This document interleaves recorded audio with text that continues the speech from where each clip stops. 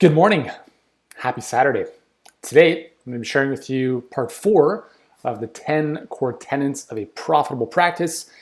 And today, we're going to be talking about the one factor, I believe the most important factor in your success.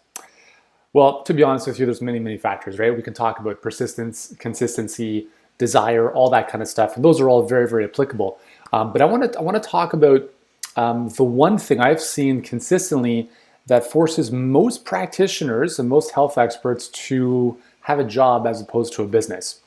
So let me define the way I see business. Number one, business, as the way I see it, is a system or a collection of systems that produces profit for the owner.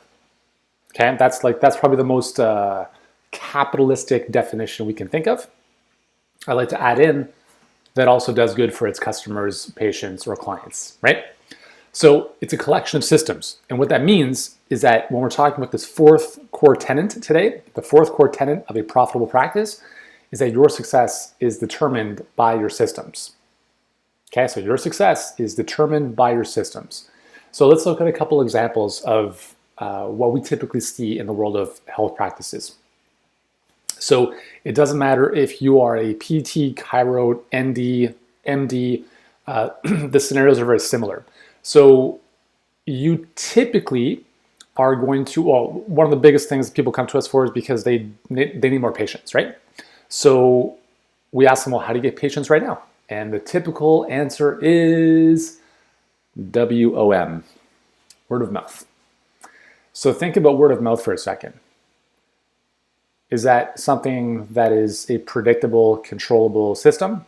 No, it's out of your control. It's out there for patients to randomly bring up to other people they know. And word of mouth is awesome. It's great. I mean, when it happens, but the thing is that you can't build a business reliably on word of mouth. And this is the irony, is that a lot of practitioners have become successful in spite of themselves, right? So they've like, a lot of them have a waiting list, and they still get most of their patients coming in through word of mouth. So you'd think, okay, great. Well, we don't have a marketing or an acquisition problem. And that may or may not be true. But the way we look at this is, let's say you were going to sell your practice, right? I like to think of what do you have to do in your business as if you were going to sell it down the road. So if I were going to buy your business, I'd be like, great, talk to me about your acquisition model. And you tell me, well, we just, people just talk about us and people come in. And it's not really reassuring as a buyer or an investor to hear that. It would be very similar to going to a bank, and you're going to the bank for a loan, which, for most cases I don't think is necessary, but let's just say it is. You go to the bank and the bank says, okay, great, where's your business plan? What's your marketing strategy? Well, we're going to just be really good at what we do and people will talk about us. Awesome, right? But again, that's not a strategy. It's not predictable. It's not controllable. Another great example is if you decide to author a book, like a published book, and I've done this 3 times. My first one was a #2 New York Times bestseller, Wall Street Journal Today bestseller, USA Today bestseller. And I can tell you one of the reasons that my second book, I got a very large advance for my next 2 books. And the reason I was able to do that was because I had previous success with the first book, but I also had a very comprehensive marketing strategy. I don't even know why I put air quotes around that. So I was able to put together a comprehensive book proposal. Actually, you know what? I had conversations with 12 different publishers within the first 2 weeks of my first book going live because of the success that it had. And the reason that first book was successful is because we had a marketing plan in place. It wasn't just like, hey, the book is great, people will talk about it. I mean, that's awesome if it happens, right? We want to create stuff that people talk about, but we do have to have a plan. We have to have a system in place. So we had a system, we had tested it for many months, and it worked. So then I got this tremendous advance for my next 2 books because I was able to come to the publishers and I got to really pick and choose who I wanted to work with because I knew that what I was going to bring to the table was a certain strategy or a system to sell books, and that's what the publisher wants to see. A publisher is a glorified printing house. They're going to give you a nice looking book. They want to know that you know how to sell it. So whether we're talking about selling books or filling a practice, the idea is the same, is we need to have a system to predictably bring people in to sell or sell the service or the product, or the book's case, that you're looking to sell. So that's one system. We're talking about an acquisition system. So that's just one piece of the puzzle, right? So in Healthpreneur in our world, we talk about the 3 Ps: profit, people, and product. So if we look at if you think of a Venn diagram, right? So we've got 3 circles overlapping. Profit is really the acquisition side. How do we bring people in? How do we exchange value for money? How do we improve profit in the company and the business? And there's systems that bring people in. So what is the system for generating leads? What's the system for turning those leads into patients?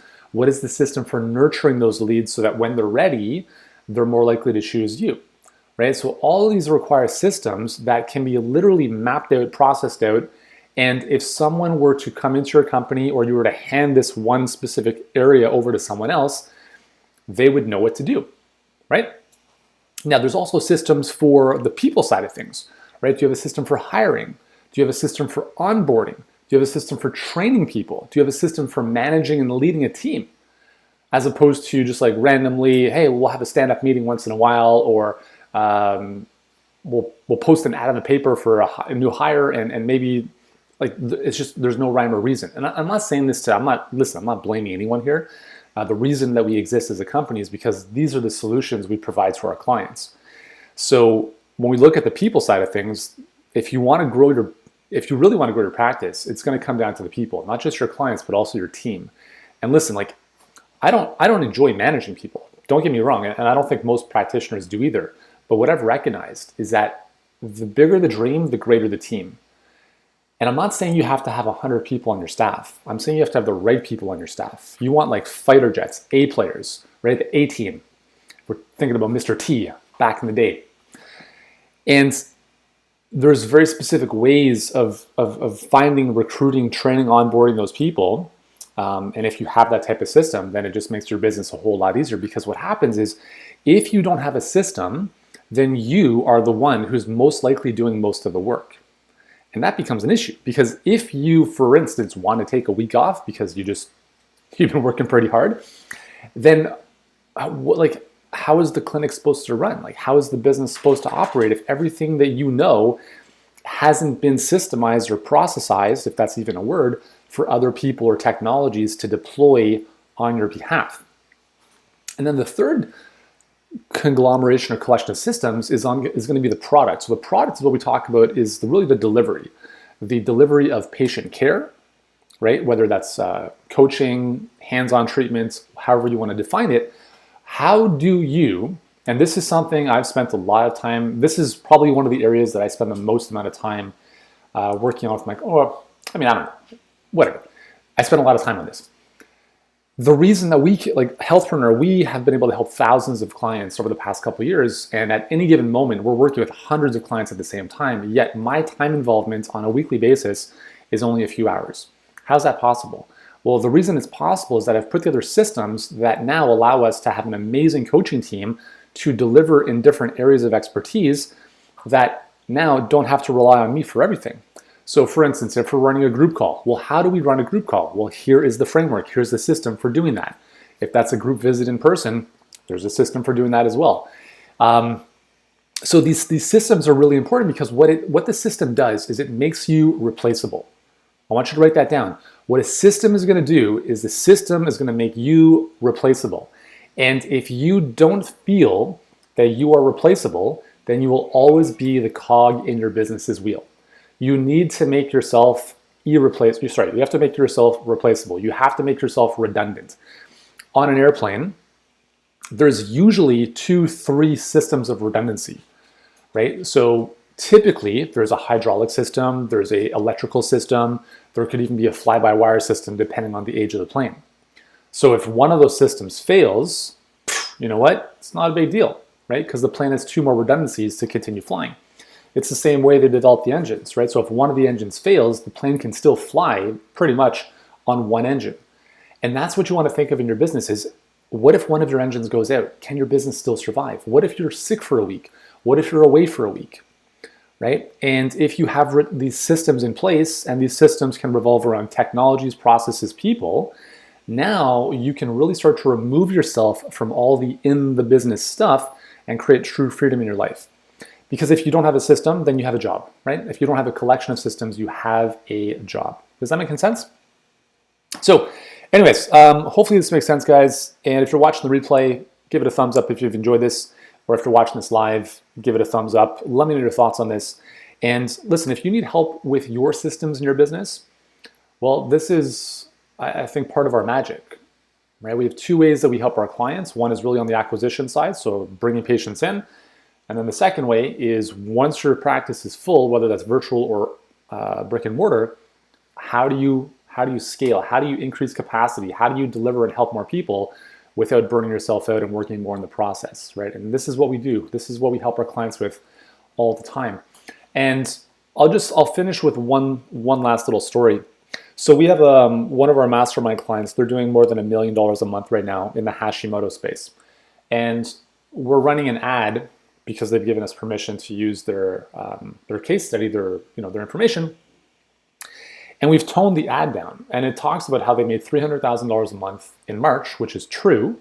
Sorry, that was in February, and then in March they made $692,000, and then above beyond that. And it's very interesting to hear the comments that people leave when we share those types of numbers, because they think that there's some kind of scam going on, that there's no way that's possible in a health business. And those people are right. They are. And here's why, is that they only know what they know. And what I'm about to share with you, I want you to write this down, is your model determines your money. The system or the model that you use to deliver care or coaching is going to be the ultimate limit, the limiter on the money your business can make. And what we're able to help our clients with, like these clients I'm just mentioning, is we're able to help them create a better delivery model that can help more people. And so, yeah, you can make $1 million a month, but only if you have the right model and delivery systems in place to be able to do that. And if you're thinking there's no way I can conceivably do that, well, based on the current situation that you might be in, that's 100% true, but it doesn't mean it's impossible, right? And so that's why when you look at, where you want to go, where you're at right now, like what you've done up until now is probably tremendous, but it's only going to keep you there, right? What you need to get to the next level is going to be something different. As my coach Dan Sullivan famously says, what got you out of Egypt won't get you to the promised land. Make sense?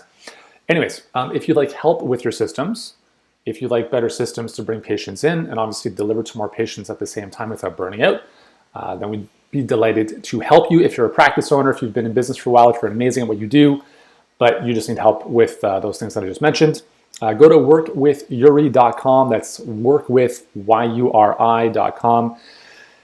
And book in the time to speak with one of our coaches, and we'll see if there's a good fit for us to possibly help you. And at the very minimum, we'll look at where the weak spot is in your business, right? There's usually a weak link. We call it a core constraint. We'll identify what that is, help you get some clarity around that, and put together a game plan to help you move through that. Sound good? That's all for today. Hope you have an amazing Saturday. I'll be back in tomorrow with the 5th core tenet of a profitable practice. You're not going to want to miss that one. It's a good one. Anyways, hope you've enjoyed this. If you have, give it a thumbs up, share it with someone who needs to see this, and I will see you soon.